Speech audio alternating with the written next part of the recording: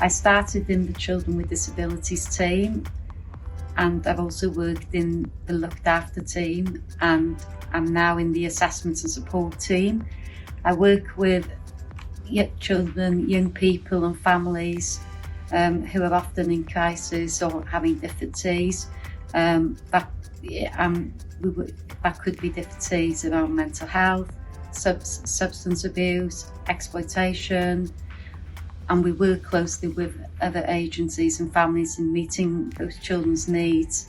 Llinos applies her high standards and her social work values to every single young person she meets, and I believe that she's instrumental in making their lives better. Llinos is really supportive of her other social work colleagues in her team. She supports the students through their placements and new staff in the team. She's kind of the steady person in the team that everybody really likes to go to. And I don't think in my 36 years as a social worker, I've seen anyone work so hard to achieve fair outcomes for the young people that she's working with. She will do absolutely anything to make sure that they have better futures.